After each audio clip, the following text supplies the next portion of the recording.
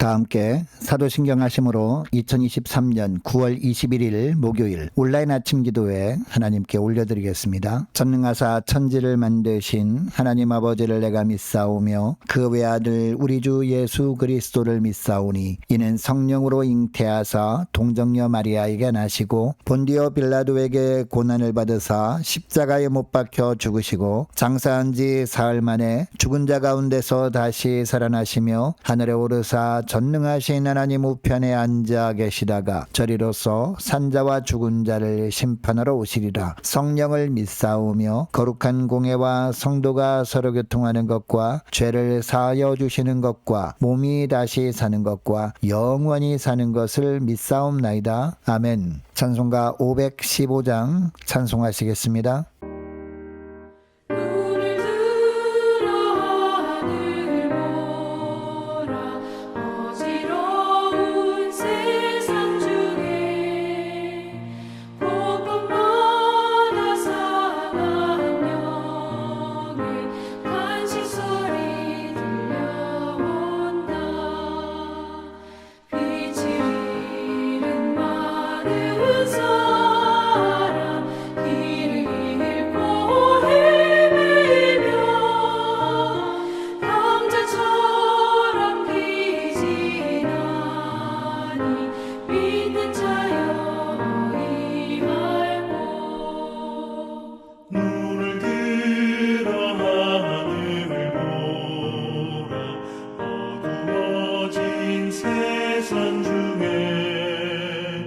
외치는 자만 것만은 생명수는 놀라서라.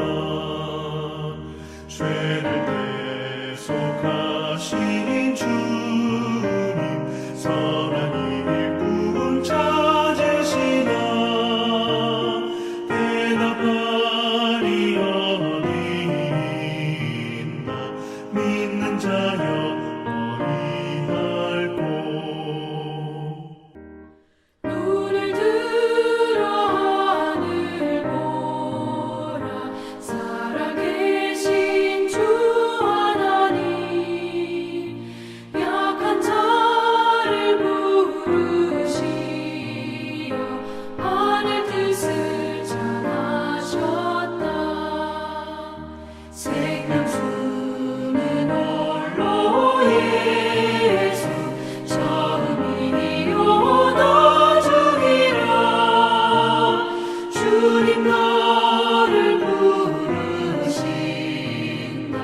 믿는 자여 이할고. 눈을 들어 하늘 보라. 다시 사신 그리스도 만백성을 살아나사 오래 참고 기다리네.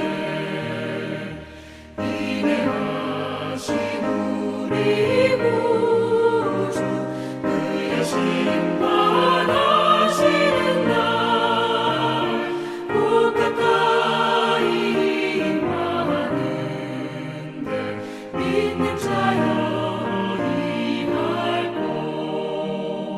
하나님 아버지 감사합니다. 오늘도 또 새날 복된 날을 저희들에 허락하시고 오늘 하루도 주님께서 말씀을 통해서 가장 선한 길로만 저희들을 인도하심으로 말미암아 주님이 비하신 하늘의 축복을 누리며 살게 하시려고 오늘 아침부터 저희들을 불러주심을 감사합니다. 주님 부르심에 주 앞에 나와 다시 새롭게 주님이 주시는 말씀을 받길 원합니다. 하나님 오늘 말씀을 받을 때 주님이 베푸시는 말씀을 통해서 다시 한번 하늘의 은혜로만 충만하게 채워주심으로 말미암아 저희들 어떤 상황 속에서도 결코 흔들리지 아니하고 오직 주님께서 말씀을 통해서 이끄신 대로만 순종하며 나감으로 말미암아 오늘도 주님이 예비하신 하늘의 축복을 풍성히 누리며 하나님께 영광 돌리는 복된 하루가 되게 하여 주옵소서. 감사드리오며 우리 주 예수 그리스도 이름으로 기도드리옵나이다. 아멘. 자, 이 시간에 하나님의 주시는 말씀은 오늘은 예레미야 19장 14절부터 20장 6절까지 말씀 보겠습니다. 저 화면을 보시면서 우리 함께 예레미야 19장 14절부터 합독하시겠습니다. 예레미야가 여호와께서 자기를 보내사 예언하게 하신 도벳에서 돌아와 여호와의 집 뜰에 서서 모든 백성에게 말하되 만군의 여호와 이스라엘의 하나님께서 이와 같이 말씀하시되 보라 내가 이 성읍에 대하여 선언한 모든 재앙을 이 성읍과 그 모든 촌락에 내리리니 이는 그들의 목을 곧게 하여 내 말을 듣지 아니함이라 하시니라. 임멜의 아들 제사장 바스훌은 여호와의 성전의 총감독이라. 그가 예레미야의 이 일 예언함을 들은지라. 이에 바스훌이 선자 예레미야를 때리고 여호와의 성전에 있는 베냐민 문 위층에 목에 씌우는 나무고랑으로 태워 두었더니 다음날 바스훌이 예레미야를 목에 씌우는 나무고랑에서 풀어주매 예레미야가 그에게 이르되 여호와께서 내 이름을 바스훌이라 하지 아니하시고 마골 미사빕이라 하시느니라. 여호와께서 이와 같이 말씀하시되 보라 내가 너로 너와 내 모든 친구에게 두려움이 되게 하리니 그들이 그들의 원수들의 칼에 엎드러질 것이요 내 눈은 그것을 볼 것이며 내가 온 유다를 바벨론 왕의 손에 넘기리니 그가 그들을 사로잡아 바벨론으로 옮겨 칼로 죽이리라. 내가 또 이 성읍의 모든 부와 그 모든 소득과 그 모든 귀중품과 유다 왕들의 모든 보물을 그 원수의 손에 넘기리니 그들이 그것을 탈취하여 바벨론으로 가져가리라. 바수라 너와 내 집에 사는 모든 사람이 포로되어 옮겨지리니 내가 바벨론에 이르러 거기서 죽어 거기 묻힐 것이라. 너와 너의 거짓 예언을 들은 내 모든 친구도 그와 같으리라 하셨느니라. 아멘.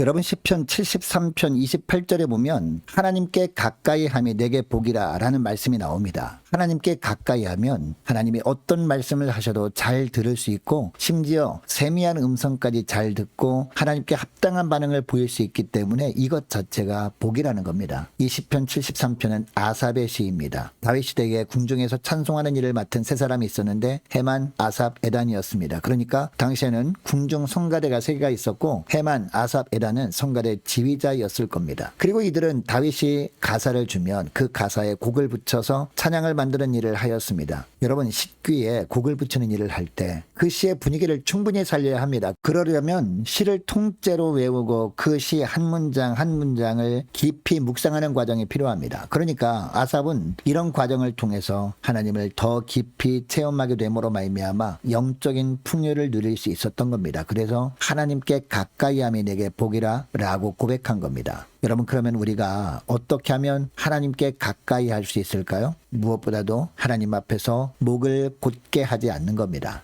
오늘 보면 14절 말씀을 보니까 예레미야는 하나님의 심판의 메시지를 전했던 도벳에서 돌아옵니다. 돌아온 후에 이번에는 여호와의 집 뜰에 서서 모든 백성에게 말합니다. 여기서 여호와의 집은요 예루살렘 성전을 의미합니다. 당시 예루살렘 성전은 늘 사람들로 붐볐습니다. 물론 남유다 백성들이 하나님 보시기에 가증한 우상을 숭배하기는 했습니다. 그러나 하나님을 형식적으로 섬기기는 했기 때문이었습니다. 그래서 절기 때마다 그리고 필요할 때마다 성전에 나아가서 하나님께 다양한 제사를 드렸습니다. 그래서 예레미야가 성전뜰에 갔을 때도 그곳에 많은 사람들이 있었던 겁니다. 그리고 그 사람들을 향해서 예레미야가 말씀을 선포한 겁니다. 어떤 내용의 말씀을 전했느냐? 15절 말씀을 보시기 바랍니다. 특별히 15절 하반절 말씀 보니까 내가 이 성읍에 대하여 선언한 모든 재앙을 이 성읍과 이 모든 촌락에 내리겠다라는 말씀이었습니다. 여러분 예루살렘과 남유다의 촌락들에 왜 재앙을 하나님께서 내리시겠다고 하십니까? 15절 하반절 말씀을 다시 보니까 이는 그들의 목을 곧게 하여 내 말을 듣지 아니함이라 라고 합니다. 여러분 이 구절에서 목을 곧게 하여는 어떤 의미일까요? 현대인의 성경으로 보면 고집을 피우며 라는 뜻이거든요. 그러니까 하나님이 아무리 돌아오라고 말씀을 하셔도 끝까지 고집을 부리면서 하나님의 말씀을 듣지 않았고 결국 돌아오지 않았다라는 겁니다. 결국 재앙을 겪게 되었다는 겁니다. 여러분 당시 사람들이 왜 이처럼 돌아오지 않으면 재앙을 만나게 된다는 말씀을 고집을 부리면서 듣지 않으려고 했던 것일까요? 그들이 가지고 있던 선민의식 때문이었습니다. 하나님은 선하신 분이기 때문에 자기들에게 절대로 심판을 행하지 않을 것이라고 생각한 겁니다. 그들은 하나님께서 자신들이 회개하지 않으면 심판하겠다는 말씀을 단순히 자기들을 회개하게 하기 위해서 충격요법을 쓰는 것으로만 알았습니다. 그러나 하나님은 한 번 말씀하신 것은 반드시 이루시는 하나님이십니다. 그래서 예레미야가 온기를 깨뜨리게 하시면서 심판을 선포하게 하신 후에 다시 심판의 말씀을 하심으로 말미암아 하나님은 말씀을 반드시 이루시는 분이심을 보여주고 계십니다. 여러분 선민의식이 물론 좋은 점도 있습니다. 아무리 열악한 환경에서도 하나님이 도와주신다는 확신 때문에 당당하게 살아갈 수 있기 때문입니다. 그러나 단점도 있습니다. 지나친 선민의식은 교만하게 한다는 겁니다. 하나님 앞에서 목을 곧게 하며 살게 한다라는 겁니다. 그래서 하나님 앞에 죄를 범하며 살아도 아무렇지도 않게 살아간다는 겁니다. 결국 하나님의 말씀보다 자기 의를 앞세우는 교만한 삶을 살게 되는 겁니다. 이 10장 1절부터 보니까 이런 삶을 살았던 대표적인 사람이 나오는데요. 임멜의 아들 제사장 바스훌이라는 사람이에요.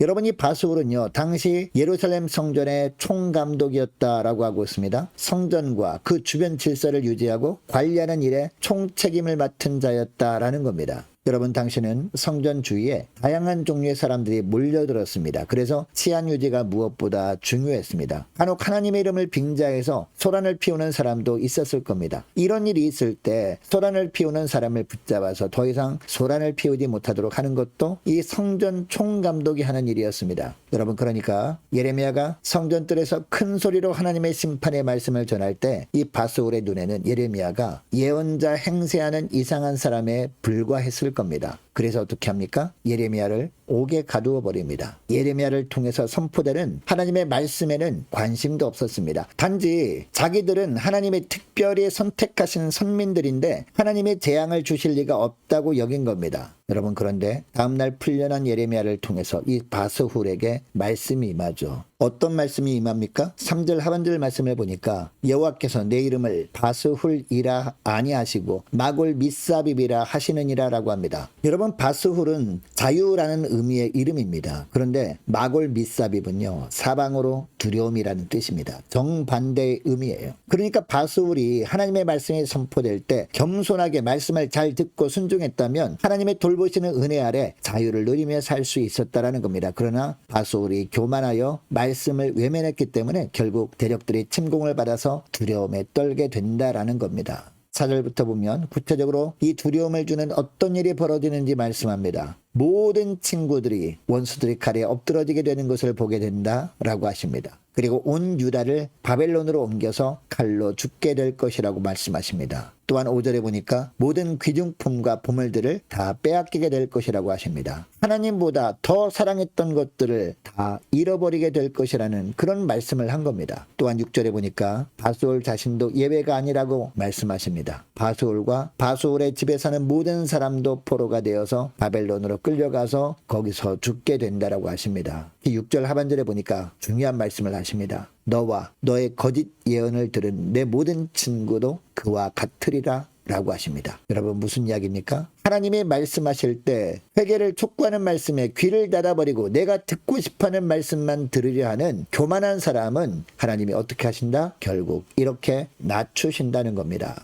여러분, 교만은 패망의 선봉입니다. 그리고 교만은 넘어짐의 앞잡이입니다. 교만해져서 하나님의 말씀을 들을 생각도 하지 않고 살 때 그 결과는 패망이라는 겁니다.